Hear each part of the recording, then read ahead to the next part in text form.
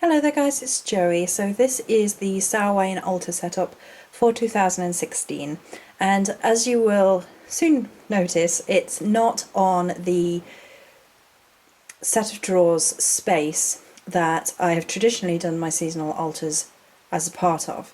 Instead, it is a sort of three-tiered, well, two-tiered and a bit, altar set up by the window here, and I will show you the main bit in a minute after I've just sort of described as to why it's not on the larger, more traditional place where I set up my seasonal altars usually.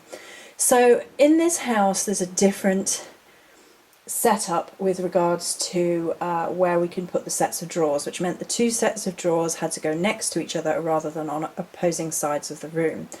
And it didn't feel right to have any seasonal altar right next to the Morrigan's altar space, and in fact her altar has actually spread out and encroached onto the second chest of drawers. And if you're on Instagram, you've seen the picture of the plaque and the other bits and pieces, which they're right by the Morrigan's main altar, and that's kind of her expanding into the second space, and then there's kind of like working instruments next to her altar space. So it's become very much like the sacred space and then the working space next to it for Morrigan workings. And I didn't feel right about moving all of that out of the way and then putting seasonal stuff there next to her space. She felt very territorial about that particular space. So I put them down here with my working altar. Now this is my little working altar that I can sit at and perform divination at and do spell work at and change it and chop it about as the Samhain holiday progresses and as I'm doing different things. Currently you can see that I have finally found a scrying bowl, which I am quite pleased with. The scrying bowl is actually a Halloween dish with two skeleton hands round and then a black thing, and this is a tray that's on top just covering it while it's not in use. It's not actually part of the bowl. But seeing as this is the year of the cute ghost, I thought that was kind of seasonally appropriate to be here on the bottom face. And I kind of like it having a three-tiered effect anyway. It's kind of like stepping up steps towards Samhain and climbing into the new year and all that sort of good stuff. So then of course there's the radiator, which technically makes up the second step, which has got my shawl over it currently, and one of the Beth Wildwood antler paintings, which is the magpie. He's just sat there. So then you can see outside where I live, and this is a shelf altar, and it's relatively simple and not sparse, but it's quite sparse, I guess, compared to how elaborate I usually prefer to do Samhain altars. But there's something to be said about this, like this simplicity, and I will go through all the different bits and show you all the different bits, because it's obviously still dedicated to Morrigan. There's still Morrigan statues and plaques here, and usually this space is a shrine to Morrigan, more so than the working altar. So it felt okay to have the Samhain stuff come into the shrine area, just not the altar area where a lot more of the intimate workings takes place. I think this year has been difficult. It's been a year of death, it's been a year of loss, and it's been a year of sadness. So having the bare bones of something as a Samhain altar kind of felt thematic to me and kind of respectful to the tone of the year.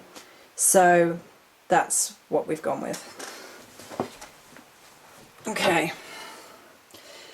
So we'll start from this corner. So over in the corner is my charging amethyst bed, which is always there, and it's actually got the little crow plaque that Everin sent me. Now this doesn't fit with the general overtone of the rest of the altar, with it being quite green, but I hold a special place in my heart for Everin, so it stays there no matter what. And here we have a Kauai Ghost.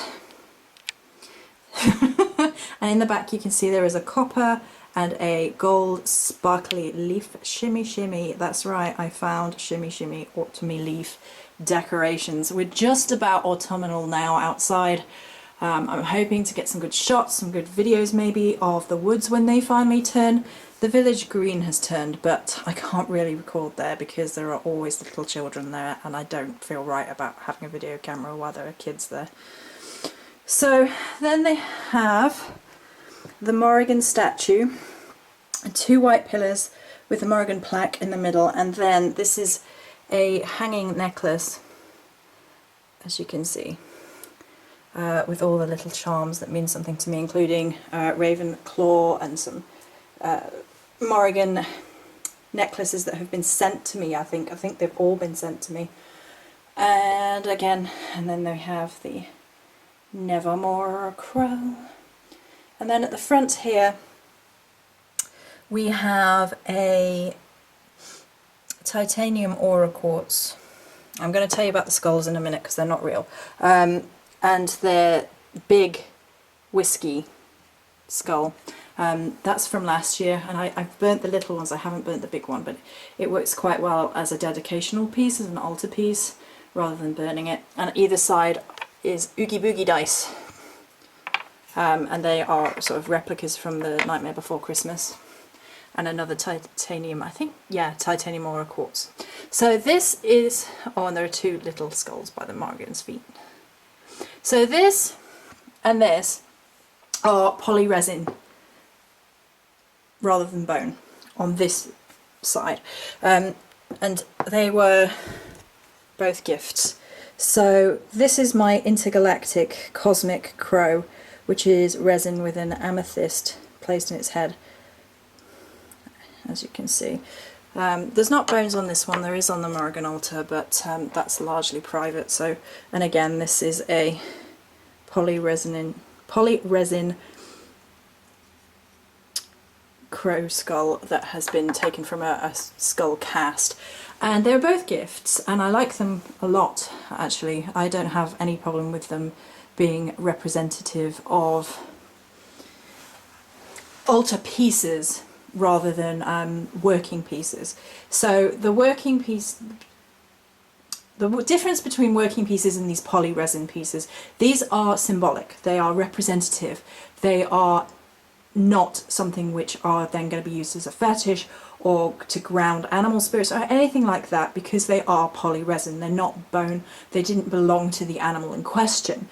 These are symbolic and representative, whereas ones on the working altar for Morrigan, where magic takes place, are different. You know, they are the real thing and they are worked with, and hence more private and less shared. And in the back you can see I've put the mummy lights up as well.